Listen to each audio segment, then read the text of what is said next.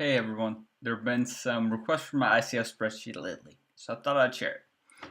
I've seen lots of ways to grade an ICO using subjective metrics, basically how the reviewer feels about the project. Right now there's a total lack of transparency um, because you don't know if the project or the ICO basically paid for the review and what the motives behind the reviewer really are. So I decided to take a data-driven approach because data makes it a lot harder to lie. To get started, I used Ian Bellina's data-driven spreadsheet concept and added some of my own ideas. I've written this sheet completely from scratch, and I'm excited to share it today. I still consider it a work in progress as I'm trying to use it to determine which characteristics of an ICO contribute to its success. I have been using it for about a year to invest on ICOs on my own. At this point, my spreadsheet's very similar to Ian's. And so, and I have a couple of changes in mind. I'm going to start this video off on how his data-driven approach works and how mine is different. I take ICOs and I add in the token and project metrics to the spreadsheet, and the scores get calculated automatically. So the most important thing to know and to understand is how I generate these ICO scores.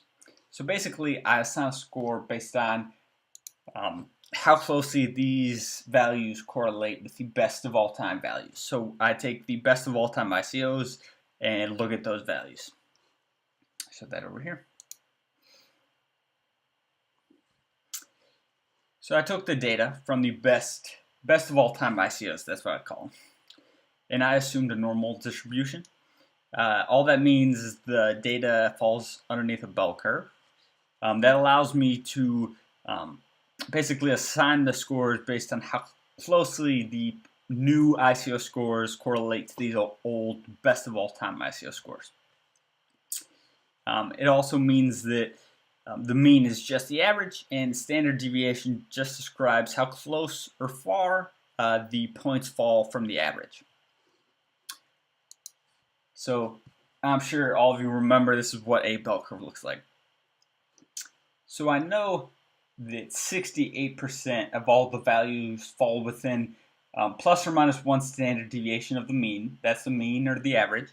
And then I know that here 95% fall within what's called plus or minus 2 standard deviations, and 99.7% falls within plus or minus 3 standard deviations, and that contains 99% of the data, and that gets the third highest score.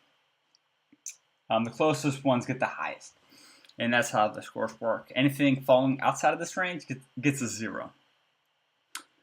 So I took the stats from the best of all time ICOs, and I basically used them to calculate the scores for this sheet. I'll show you up here. So these stats are the same from the other tab, the best of all time tab. These are just the same things that I use to generate the scores. So really what I'm doing is look at how close the new ICO metrics are to the best of all time. I know that the best of all time literally smash out of the park, so that's what I'm hoping these new metrics will help me find. So I look at quite a few project metrics from price, the supply at the ICO, total number of tokens, percent of the total supply going to be given to the ICO, hard cap, that's really important. And then kind of the biggest ones are right here. So do they have a prototype? Do they have a team? And then I rank, they need to have 3 all-stars to get a perfect score. And then advisors, it's the same thing. So basically I take a look at their team, their advisors, do a little bit of research, and grade them based on that. And then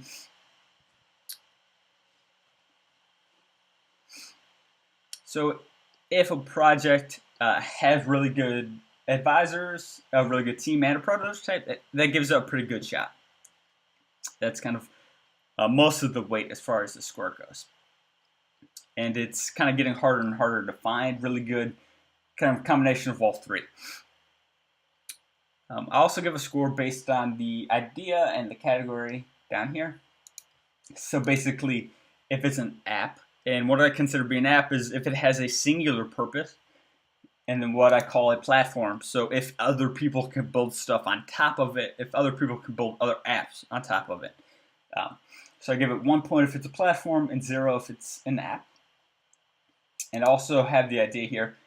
So basically, this is kind of probably the most subjective metric. It's basically how I like the idea, how I think it'll fit in. So I try to tie that up. So let's look at some of the changes I made to the spreadsheet. Starting here. So basically, I made a script that pulls in the prices from CoinMarketCap. So I've got their API there. It pulls in their current price, so I can look at the ICO and kind of keep track of it. You can see I've got the script right up there, so I can kind of update the prices and then keep an eye on kind of what ICOs maybe I should be looking at, which ones I missed completely and are still, knocking out of the park. So definitely really helpful. And then one of my other changes is kind of this community bonus section. So basically, I break down the community bonus into kind of two segments, one being real-time chat. I consider Telegram. I used to have a column for Slack. Some people have WeChat, so I just added other. And then I consider a subreddit to also be real-time chat just because it's kind of a question-answer format, and so people can ask questions there and get them answered, usually by the team. And like I said, I used to include Slack, but Slack made it kind of hard to get these numbers without creating an account, and it's kind of, you can imagine all the overhead and trouble that I'd have to go to. Telegram makes it easy. Also look at their Facebook and Twitter account. So basically, I average out the community bonus. So if someone were to have 10,000 Facebook followers and then 100 on every other platform, I average that out because there's a good chance that those Facebook followers are fake. So I make sure that I'm looking at all the platforms because really, ideally, I'd like to see something where they have similar numbers on all of them. And of course, this is capped at 4 points. So it can't go on into infinity. So I've also been toying with this column. I call this project existence. So basically, how many years has this project been around?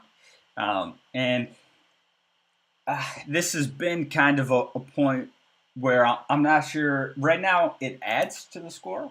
So basically, I get this little bonus of like quarter point to the score.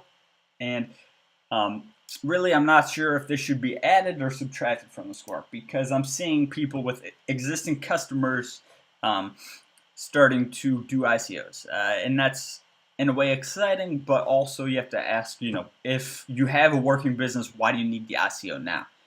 So there's definitely two sides to that sword.